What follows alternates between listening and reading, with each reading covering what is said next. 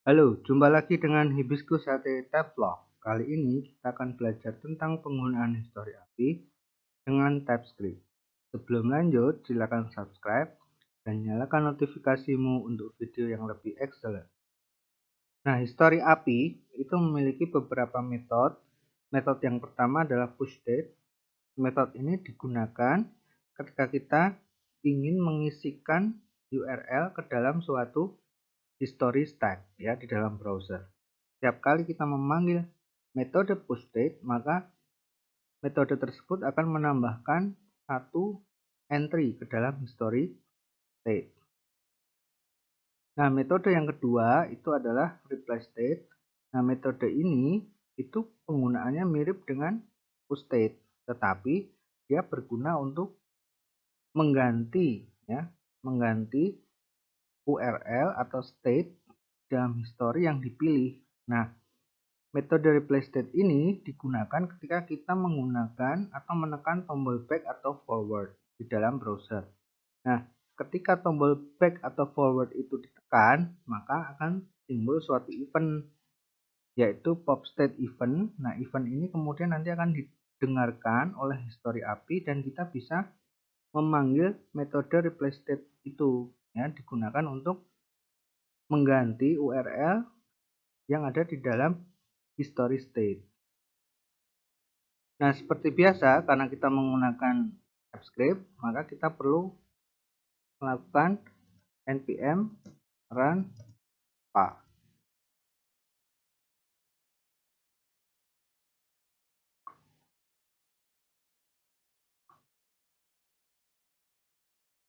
Nah, di sini saya memiliki suatu single page app ya, yang terdiri dari beberapa button. Nah, ini halaman defaultnya itu adalah halaman profile. Nah, ini ketika kita klik profile, maka di sini empty, tidak ada URL yang disebutkan atau tidak ada nama file yang disebutkan.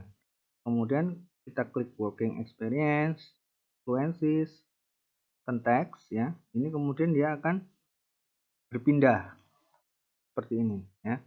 Nah, ini jika kita reload, maka dia akan kembali ke halaman yang terakhir tadi ya, yang dibuka terakhir tadi, sehingga di sini tidak terjadi error. Kemudian kita klik lagi working experience, fluencies ya. Profile ini kita bisa menekan tombol back ya. Seperti ini dan juga tombol forward. Nah, langkah yang pertama ini kita membutuhkan server ya. Dalam hal ini saya menggunakan Apache server. Di sini ada file htaccess. Nah, file htaccess ini nanti akan menganalisis URL. Jika URL yang dimaksudkan itu atau dimasukkan ke dalam browser itu bukan suatu file yang valid dan bukan suatu direktori yang valid, maka dia akan dialihkan ke dalam file index.html.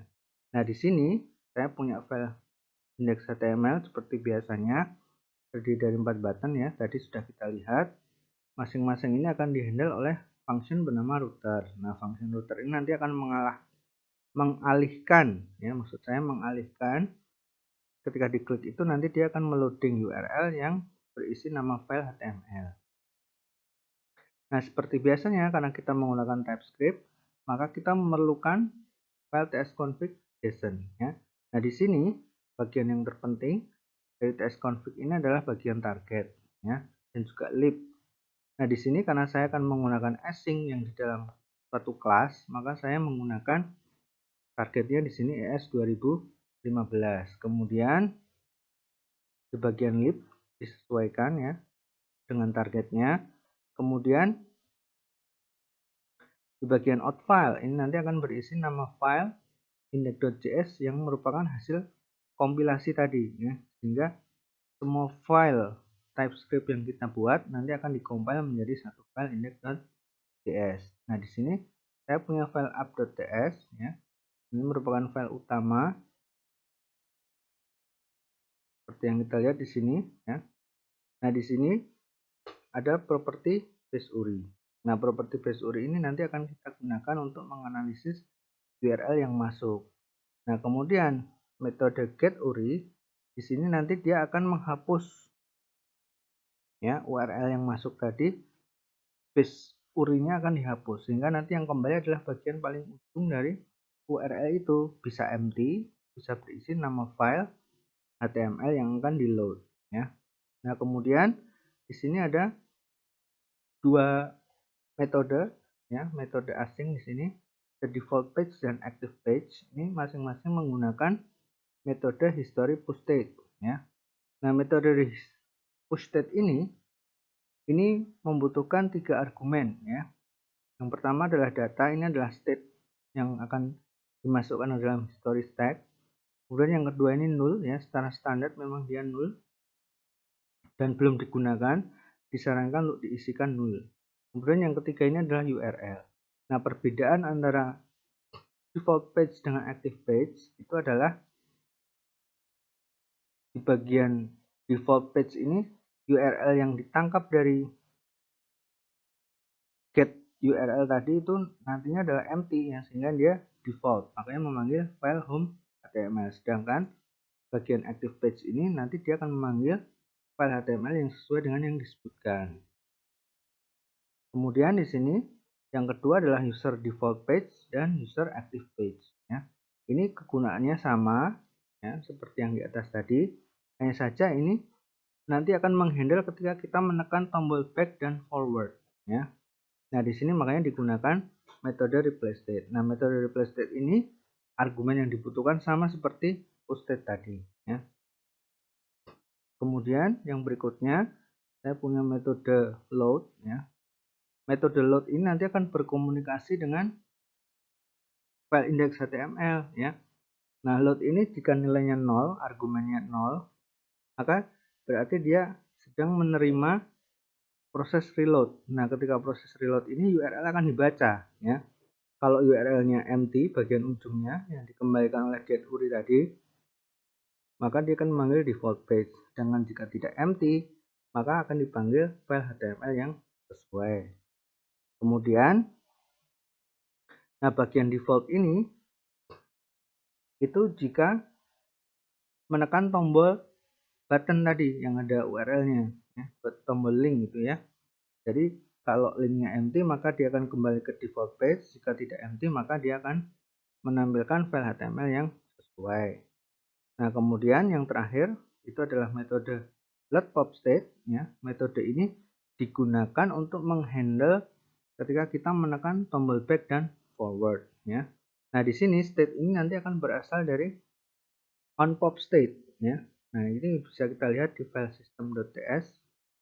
Nah, di sini baris 2 ini berisi nilai 0. Dia nanti akan berfungsi ketika halaman indeks HTML tadi di reload. Kemudian baris 3 ini ya, dia akan menghandle ketika button yang berisi handle router tadi tekan ya. Sehingga dia akan mengembalikan jika ada nama file HTML-nya dipanggil, jika tidak ada maka akan memanggil file home HTML. Kemudian baris 7 ini adalah metode on pop state ya. Jadi ini di sini maksud saya adalah event ya. Ini mendengarkan event, kemudian state-nya akan dibaca. Nah, di sini state di sini tadi adalah yang dipushkan ketika menggunakan metode push state ya. Jadi ini membaca history tag seperti itu ya. Nah, di sini bisa kita lihat ketika kita menekan tombol working experience maka akan muncul informasi yang sesuai. Fluencies demikian pula. Kemudian konteks juga begitu. Kita profile maka di sini URL-nya empty. Nah, ini akan kembali ke default. Kita bisa menekan tombol back, tombol forward, dan juga di reload maka dia akan kembali ke halaman yang dibuka terakhir. Demikian tutorial kali ini, semoga bermanfaat. Jangan lupa subscribe dan nyalakan notifikasi untuk dapatkan video yang lebih excellent. Sampai jumpa.